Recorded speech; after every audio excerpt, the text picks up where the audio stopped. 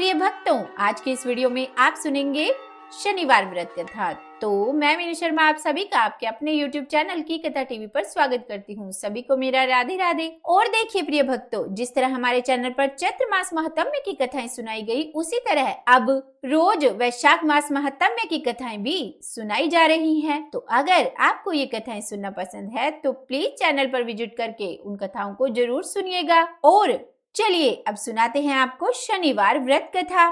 तो बोलिए प्रेम से शनिदेव भगवान की जय। पौराणिक कथा के अनुसार एक बार स्वर्गलोक में सबसे बड़ा कौन, इस प्रश्न पर सभी 9 ग्रहों में वाद विवाद हो गया। सभी ग्रह एक दूसरे से कहने लगे कि मैं सबसे बड़ा, और इस पर विवाद इतना बढ़ गया कि परस्पर भयंकर युद्ध की स्थिति जैसी बन गई। जब कोई हल न निकला तो सभी 9 ग्रहों के देवता देवराज इंद्र के पास जा पहुँचे और कहने लगे कि हे देवराज, अब तो आपको ही निर्णय करना होगा कि हम में से सबसे बड़ा कौन है। देवताओं के इस प्रश्न को सुनकर देवराज इंद्र भी उलझन में पड़ गए। तब देवराज इंद्र बोले कि हे नवग्रहों, आपके प्रश्न ने तो मुझे भी उलझन में डाल दिया है। मैं तो इस प्रश्न का उत्तर देने में असमर्थ हूँ, पर पृथ्वी पर राजा विक्रमादित्य इस प्रश्न का हल जरूर निकाल लेंगे।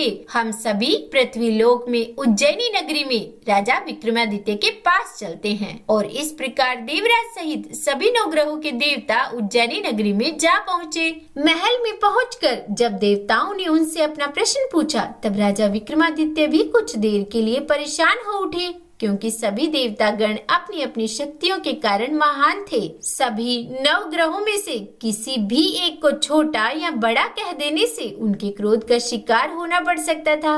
अचानक राजा विक्रमादित्य को एक उपाय सूझा। क्योंकि राजा विक्रमादित्य को न्याय के लिए जाना जाता था, इसीलिए उन्होंने न्याय करने के लिए विभिन्न धातुओं यानी कि स्वर्ण, रजत, कांसा, ताम्र, शीशा, रांगा, जस्ता, अब्रक और लोहे के 9 आसन बनवाए और धातुओं के गुणों के अनुसार सभी आसनों को एक दूसरे के पीछे रखवाकर उन्होंने सभी देवता गणों को अपने अपने सिंहासन पर बैठने के लिए कहा। अब देवताओं के बैठने के बाद राजा विक्रमादित्य ने कहा कि आपका निर्णय तो स्वयं ही हो गया। जो सबसे पहले सिंहासन पर विराजमान है वही सबसे बड़ा है। राजा विक्रमादित्य के इस निर्णय को सुनकर शनि देवता ने सबसे पीछे आसन पर बैठने के कारण अपने आप को छोटा जानकर क्रोधित होकर कहा कि हे राजा, तुमने मुझे सबसे पीछे बैठाकर मेरा अपमान किया है। तुम मेरी शक्तियों से परिचित नहीं हो, मैं तुम्हारा सर्वनाश कर दूंगा। तू मेरे पराक्रम को नहीं जानता। सूर्य एक राशि पर 1 महीना, चंद्रमा 2.25 महीना 2 दिन और मंगल 1.5 महीना, बृहस्पति 13 महीने, बुध और शुक्र 1 महीने, परंतु मैं एक राशि पर 2.5 अथवा 7.5 साल तक रहता हूँ। बड़े बड़े देवताओं को भी मैंने भीषण दुख दिया है। हे राजन सुनो, श्री राम जी को 7.5 आई तो वनवास हो गया और रावण पर आई तो राम ने लक्ष्मण को सेना लेकर लंका पर चढ़ाई कर दी, रावण के कुल का नाश कर दिया। हे राजा, अब तुम सावधान रहना, क्योंकि अब तू मेरे प्रकोप से नहीं बच सकेगा। और उसके बाद अन्य ग्रहों के देवता तो बड़ी प्रसन्नता के साथ वहां से चले गए, परंतु शनिदेव बड़े क्रोध के साथ वहां से विदा हुए। और उसके बाद राजा ने सोचा कि जो भी भाग्य में होगा देखा जाएगा, और फिर वे पहले की तरह ही न्याय करते रहे। उनके राज्य में सभी स्त्री पुरुष बड़े आनंद से अपना जीवन यापन कर रहे थे। इस प्रकार कुछ दिन तो ऐसे ही सुकून से बीत गए, लेकिन उधर शनि देवता अभी तक अपने अपमान को नहीं भूल पाए थे। राजा विक्रमादित्य से बदला लेने के लिए एक दिन शनिदेव ने घोड़े के व्यापारी का रूप धारण किया और बहुत से घोड़ों के साथ उज्जैनी नगरी में जा पहुँचे। राजा विक्रमादित्य ने अपने राज्य में किसी घोड़े के व्यापारी के आने का समाचार सुना तो उन्होंने भी अपने अश्वपाल को कुछ घोड़े खरीदने के लिए भेज दिया। अब क्योंकि राजा को घोड़े पालने का भी शौक था, पर वहाँ घोड़े बहुत कीमती थे। अश्वपाल ने जब वापस लौटकर इस बारे में राजा विक्रमादित्य को बताया तो राजा ने स्वयं आकर एक सुंदर और शक्तिशाली घोड़े को पसंद कर लिया। घोड़े की चाल देखने के लिए राजा उस घोड़े पर सवार हुए तो वह घोड़ा बिजली की गति से दौड़ पड़ा और तेजी से दौड़ता हुआ घोड़ा राजा को दूर एक जंगल में ले गया और फिर वहाँ राजा को गिराकर जंगल में कहीं गायब हो गया। अब राजा अपने नगर को लौटने के लिए जंगल में ही भटकने लगा, लेकिन उन्हें लौटने का कोई रास्ता ही नहीं मिला। भटकते भटकते जंगल में इस प्रकार राजा को जोर से भूख और प्यास लगने लगी। काफी दूर भटकने के बाद आखिरकार राजा को एक चरवाहा मिला। राजा ने उससे पानी मांगा। पानी पीकर राजा ने उस चरवाहे को अपनी अंगूठी दे दी और फिर उससे रास्ता पूछकर वे जंगल से निकलकर पास ही के एक नगर में जा पहुँचे। अब राजा विक्रमादित्य ने एक सेठ की दुकान पर बैठकर कुछ देर तक तो आराम किया। उस सेठ से राजा ने बातचीत की। राजा के बारे में पूछा तो राजा ने बताया कि मैं उज्जैनी नगरी से आया हूँ। राजा के कुछ देर दुकान पर बैठने से अब सेठ जी को बहुत बिक्री हुई। सेठ जी ने राजा को बड़ा भाग्यवान समझा और सोचा कि इन्हीं के कारण आज मेरी दुकान में सबसे ज्यादा बिक्री हुई है। तो उन्होंने खुश होकर राजा को अपने घर भोजन के लिए आमंत्रित कर दिया और उन्हें अपने घर ले गए। सेठ के घर में सोने का एक हार खूंटी पर लटका हुआ था। राजा को उस कमरे में छोड़कर सेठ कुछ देर के लिए बाहर चला गया। तभी एक आश्चर्यजनक घटना घटी। राजा विक्रमादित्य के देखते ही देखते सोने के उस हार को खूंटी ने निगल लिया। वापस लौटकर जब सेठ ने देखा कि हार तो वहाँ पर है नहीं, हार को गायब देखा तो चोरी का संदेह राजा पर ही किया, क्योंकि उस कमरे में केवल राजा ही अकेला बैठा था। और तब सेठ ने अपने नौकरों से कहा कि इस परदेसी को रस्सियों से बांधकर नगर के राजा के पास ले चलो। इस तरह से राजा को रस्सियों से बांधकर नगर के राजा के पास ले जाया गया। राजा ने जब राजा विक्रमादित्य से हार के बारे में पूछा तो उन्होंने बताया कि उनके देखते ही देखते खूंटी ने हार को निगल लिया। किसी ने भी राजा की इस बात का विश्वास नहीं किया। इस पर राजा ने क्रोधित होकर चोरी करने के अपराध में राजा विक्रमादित्य के हाथ पांव काटने का आदेश दे डाला और इस तरह से राजा विक्रमादित्य के हाथ और पांव काटकर उन्हें नगर की सड़क पर छोड़ दिया गया। कुछ दिनों के बाद एक तेली उन्हें उठाकर अपने घर ले गया और उन्हें अपने कोलू पर बिठा दिया। अब राजा आवाज देकर बैलों को हाँकता रहता और इस तरह तेली का बैल चलता रहा। अब राजा को भोजन भी मिलता रहा। शनि के प्रकोप की 7.5 पूरी होने पर वर्षा ऋतु प्रारंभ हुई। अब एक दिन राजा विक्रमादित्य एक रात को मेघ मल्हार गा रहे थे कि तभी नगर के राजा की लड़की राजकुमारी मोहिनी रथ पर सवार होकर उस तेली के घर के पास से गुजरी। जब उसने मेघ मल्हार सुना तो उसे बड़ा अच्छा लगा। दासी को भेजकर गाने वाले को बुला लाने के लिए कहा। अब दासी ने लौटकर राजकुमारी को बताया कि उसके तो हाथ पैर है ही नहीं और उसके बारे में पूरी जानकारी दी। राजकुमारी उसके मेघ मल्हार से बहुत मोहित हुई, इसीलिए उसने सब कुछ जानकर भी अपंग राजा से विवाह करने का निश्चय कर लिया। राजकुमारी ने जब अपने माता पिता से यह बात कही कि वह एक अपंग राजा से विवाह करना चाहती है तो वे ये सुनकर हैरान रह गए। रानी ने मोहिनी राजकुमारी को बहुत समझाया कि बेटी तेरे भाग्य में तो किसी राजा की रानी होना लिखा है,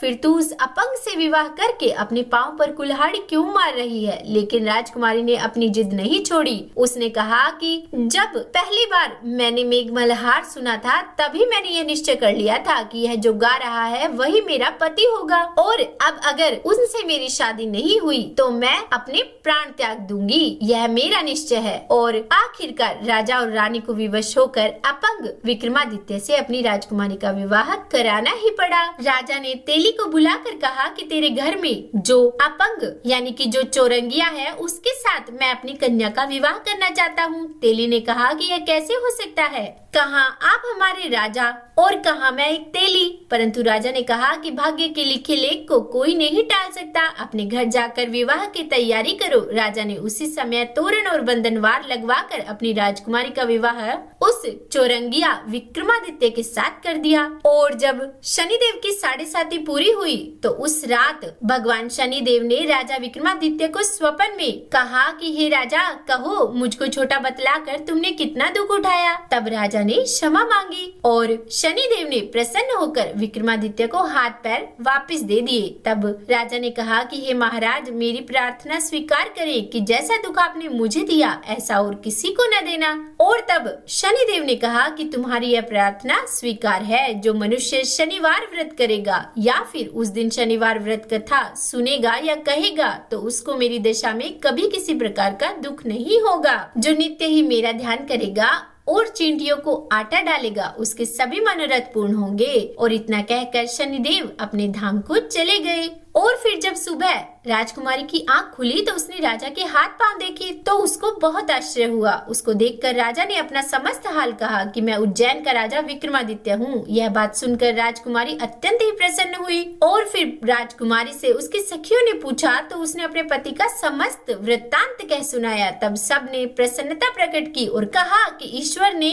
आपकी मनोकामना पूर्ण कर दी। जब उस सेठ ने यह सुनी तो वह विक्रमादित्य के पास आया और राजा विक्रमादित्य के पैरों में गिरकर क्षमा मांगने लगा कि आप पर मैंने चोरी का झूठा दोष लगाया, अतः आप मुझको जो चाहे दंड दे। तब राजा ने कहा कि मुझ पर शनिदेव का कोप था, इसी कारण यह सब दुख मुझको प्राप्त हुआ, इसमें तुम्हारा कोई दोष नहीं। अब तुम अपने घर जाओ। तब सेठ बोला कि मुझे तभी शांति होगी जब आप मेरे घर चलकर प्रीतिपूर्वक भोजन करेंगे। तब राजा ने कहा कि ठीक है, जैसी आपकी मर्जी हो वैसा ही करो। और फिर सेठ ने अपने घर जाकर अनेक प्रकार के सुंदर भोजन बनवाए और राजा विक्रमादित्य को प्रीति भोज दिया। और फिर राजा को उसी कमरे में बैठाया। जिस समय राजा भोजन कर रहे थे एक अत्यंत आश्चर्य की बात सबको दिखाई दी। जो खूंटी पहले हार निगल गई थी वह अब हार उगल रही है। और जैसे ही राजा का भोजन समाप्त हुआ वैसे ही वह हार खूंटी से बाहर निकल आया। और उसके बाद सभी बहुत ही प्रसन्न हुए।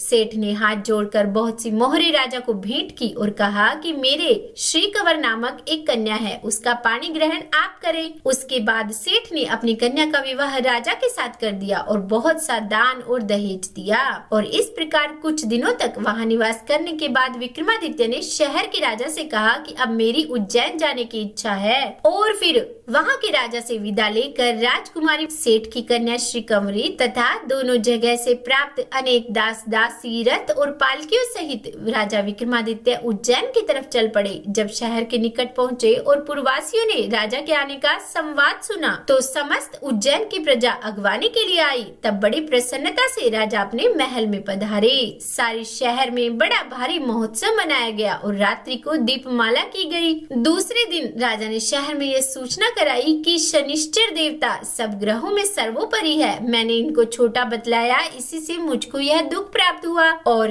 इस कारण सारे शहर में सदा शनिश्चर की पूजा और कथा होने लगी। राजा और प्रजा अनेक प्रकार के सुख भोगती रही। तो बोलिए शनिदेव भगवान की जय। जो कोई शनिवार व्रत कथा को पढ़ता या सुनता है, शनिदेव की कृपा से उसके सब दुख दूर हो जाते हैं। तो उम्मीद करती हूँ आज की ये कथा आपको पसंद आई होगी। अगर अच्छी लगी हो वीडियो तो लाइक एंड शेयर कीजिएगा और चैनल पर नए हैं सब्सक्राइब नहीं किया है तो सब्सक्राइब भी कर ही दीजिएगा। और हाँ, कमेंट बॉक्स में जय शनिदेव जरूर लिखिएगा। तो बोलिए जय शनिदेव।